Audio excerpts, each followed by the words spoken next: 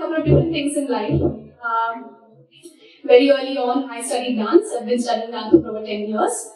Later on, I went on to win Miss India and have this lovely crown with me now. And I also, post-winning Miss India, got into entrepreneurship, and I have been a second-time entrepreneur because the first company failed. So there are all these different sort of spaces that I got into and fields that I got into really taught me many, many things. So let's begin with where I started first.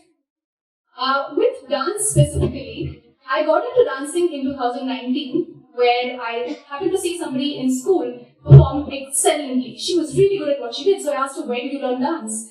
She said, I learned from this one specific school in Bangalore. They were actually all over the country. They're called Shamukawas Institute. So I was very excited with, there's a new institute in town. I really want to go and try out what this class is. And so I went to my first class. So 6 months later, after going to this class, I think the people who have attended this class would know of it. They have a series of special performers. They form a troupe and they perform for different events across the country. So when I saw these people perform, I was awestruck because the way they performed, the kind of musicality, tonality, perfection, it was just mind-blowing. So I told myself, I wanted to get here. But back in 2009, if my right hand moved, my left leg didn't. And my left hand moved, my right leg didn't. So I honestly didn't know how I was even going to dance. And so I started going to classes. That's the first thing I did. And 6 months after going into classes, they called me, they said, okay, why don't you at least try an audition? And so I went very confidently and, all pumped up, saying, I do want to go for this competition. And then 2 weeks later, they called and said, no, we're not taking you. And I felt a bit dejected. I said, okay, maybe I really can't dance, but at least I have fun doing it, so I'm going to try doing it again. So I went back to class and I kept dancing and I kept dancing, and 6 months later, they called me yet again. They said, why don't you come and try audition again? And this time I said, it's my second time, so maybe this time, my chances are good, I'm going to try. And so I went for audition, just as same, all pumped up and cool, saying, yes, I want to dance. And I got a call back 2 weeks later, saying, no, Sushruthi, you didn't get in again. And this went on for 8 times over 2 years, where all I heard is, no, Sushruthi, you didn't get in. But it was really the 8th time, and the fact that I did try 8 times, that the 8th time the call came in and said, Sushruthi, you got in this time. And that moment made me literally get goosebumps. And so there are quite a bit of learnings that I had through this journey, right? The first one saying that if you never really try, don't even take that first step, you'll never really know where you're headed. So it's very important that in any journey that I take going forward, as scared as I am to do it, I at least take that first faith, a leap of faith. And so I went on to my second journey, right? And this was Miss India. Now, all of you see me here today, and you might have your own perceptions of me, but let me just quickly take you back to a couple of years ago. That was me. That was me at my friend's place at a sleepover. Now, looking at that girl, I would have never thought that this girl could ever become a Miss India. I would go to college wearing my brother's t-shirts, comfortable jeans, and slippers on my foot. That's about it. I knew nothing about beauty, I knew nothing about entertainment, and so it made me wonder at that point, saying, how can that girl, of all people in the world, become a Miss India? But then, here I am, right? So, how did that really happen? A friend of mine said, you should really give it a try, and again, I was scared, I was worried. Somehow, she managed to convince me, saying I should go for this audition. And I did. I cleared the first round of audition, I went to Bombay, I cleared the second round of audition, and I got into the main pageant. Right? That was me. Barely knowing how to walk in my heels, owning one pair of black dress because that's sort of the mandate for the audition, and I probably had one eyeliner and one lipstick. Now, I don't think that's good enough to become beauty queen, but there I was with a big dream in my heart and probably 4 things in my little trolley to make this dream happen. After I got through all of these rounds of audition, I ended up with this beautiful group of 21 people. I don't even think you guys can see me there because I was practically trying to hide. So, if you see that picture, there are 21 beautiful girls who knew exactly what they were doing. And I was competing with these girls. how? With my one dress, one pair of heels, one lipstick and one liner, how could I even do it? So I walked into this competition petrified. I was so scared of what I was going to be doing. And I think on the day of the finale, it actually hit me. I was never going to win because I entered the pageant unprepared. I had no clue what was happening. I was completely unaware of what I was doing in the pageant, but I was set, right? This 1 year, what it really taught me though, is what all of these other 20 girls did. Because 3 of these girls did end up winning. So what is it that, they did differently from what I did? And what can I do? What can I do differently and learn and win? So on the day of the pageant, I actually did win. This is back in 2015. And I went back home crying. I do cry a lot. So I went home crying.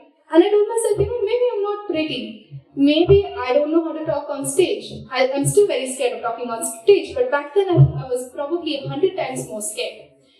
So I didn't know how to talk on stage. I didn't think I looked pretty. I don't know how to dress up, but I really wanted to win Miss India. So how was I going to make this dream happen?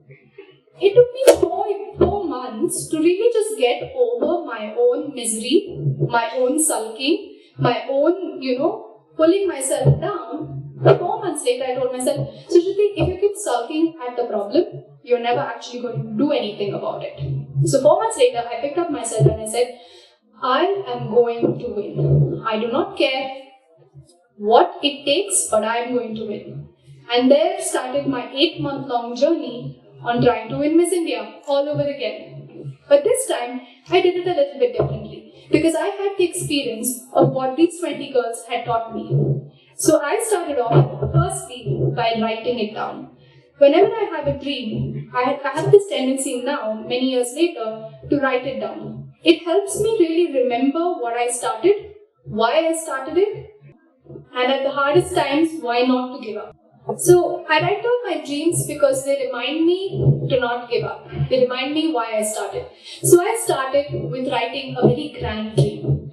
I imagined that I was standing in the finale stage and somebody was announcing, saying, the winner of Femina Miss India 2016 is Sushruthi Krishna, right? And that is 8 months before I won. And after I wrote that down, I started to take what all these girls taught me in terms of styling, in terms of walking, in terms of all the different things that you need to be a pageant winner, and broke it down. Then I started going to the gym. I started learning how to walk in heels. I bought more pair of heels, so now I own more than one. I own more lipsticks. I own more dresses. I was a little bit more confident with my public speaking. And it was 8 months later that I went back for another round of audition with Miss India. Now, I walked in there and I was just as scared as all the other 20 contestants, but now we have 20 new contestants. And then in Bombay, I got selected again. This time, my experience at the pageant was very different. I felt a lot more prepared. I felt like I wasn't being, I wasn't confused. I knew how to handle myself. I knew how to dress up. And just the 8 months of preparation allowed me to take that 1 month of the competition much more at ease. And then, the day of the finale came. I was just as scared as the first day. I walked on stage, and just before I walked on stage, I told myself, Sush, you've done everything you can. You can't do anything more. Just go on stage, walk well, smile well, answer your questions well, and leave everything else up there. And so I did, and walked on stage. So 8 months later, the last 5 minutes of the competition, I did end up hearing the winner of Femina Miss India is Sushruthi Krishna. And that was me. So these two experiences taught me that for any goal that you really have, or anything that you want to achieve, you can really break things down into multiple different steps. And if you do follow them at some level, your chances of becoming successful or your chances of getting closer to your goal becomes higher. So I'm just going to quickly share with you what those learnings were for me. And I continue to implement them, say, in my business, in everything else that I do in life beyond Miss India. So the first thing, as I mentioned to you, is really to define your goal.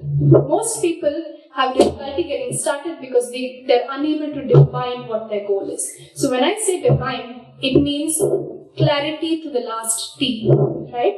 What do I want to do? When do I want to do it? And what do I want to achieve? And once you define it, write it down and stick it in a place where you can see it every day.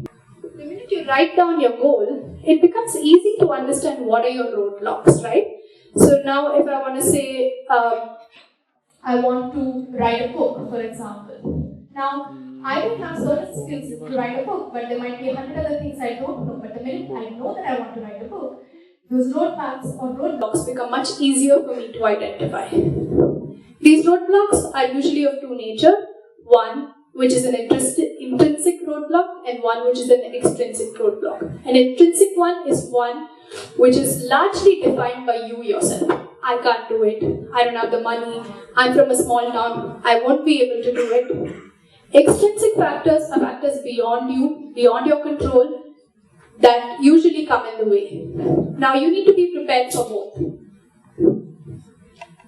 Then the third step that I would say is that the minute you take a very big goal, more often than not, we all tend to get very scared of it. We are petrified. Will I ever be able to reach there? Right? And so it's very important to break this big goal down into smaller steps so that we approach it with much more ease. So the way I break down my goals is I firstly build smaller milestones that help me achieve this goal. And then define incremental actions that I can implement on a daily basis, on a repetitive mode, to be able to get closer to there. And the third one is I define a timeline. The minute I define a timeline, I know as I'm getting closer to the timeline that I need to start doing it much better or much faster. The fourth one is practice and resilience. Now, if anybody tells you that you can become anything overnight, don't believe them. They all have a story of at least 6 to 10 years of hard work and perseverance that goes behind it. Nobody wakes up and achieves anything overnight. There is a lot of practice, there is a lot of, roadblocks that come your way, there are things that don't work out, and you have to be able to persevere through it. You have to be able to keep pushing yourself through it. So, I always say that if you deliberately practice what you need to do, it will always supersede the talent that you have, right? So keep practicing what you want to do, deliberately practicing. The difference is more that you know the purpose of why you're practicing, and then it always wins over somebody who thinks they're more talented, right? And then obviously, don't give up. The more easily you give up, the further away you go from your goal. So every time you fail, just keep getting back up and keep doing it, keep doing it, and keep doing it. It's not easy to give up after the first time. Second time you're like, oh, maybe I don't want to do it. But when you keep doing it over and over again, that's when the real success comes closer to you. So Malcolm Gladwell once said, 1,000 hours is the amount of practice you must put in to attain mastery. 1,000 hours is a long time. If you practice for 3 to 4 hours a day, that means 10 years, right?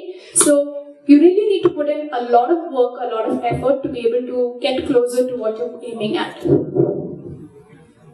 So this one specifically is something that I want to share with my millennial friends, my younger friends. A sustainable lifestyle is just something that I think our generation is moving extremely far away from. When I say a sustainable lifestyle, it means simple things like eating food, going to sleep, getting a little bit of workout, meeting your friends, having a healthy social life, right? In our generation, we want to get everything really quick. Now the challenge with getting everything really quick is that it doesn't last, it doesn't sustain. So the minute you see the success stories of people who have been there and done that, time and again, year after year, year after year. Let's take examples of sports people, right? Michael Jordan, the sisters, the Williams sisters. So, all of these people have been successful over a long period of time. And when you go back and hear any of their stories, it's because they're very mindful of what they eat, how they take care of themselves, how much of a workout they do, what they put in their body, everything. So it's very important for each one of us to sort of go after our goals, keeping in mind that our sustainability is also equally important. So eat well, sleep well, work out, and stay healthy. The other thing that people, I think, don't really realize many times is our success is a sum of the people who come on that journey with us. So it's very important to pick these people right, or at least to be aware of the people who are in this journey with you. For me, you are the sum of the 5 people who are closest to you.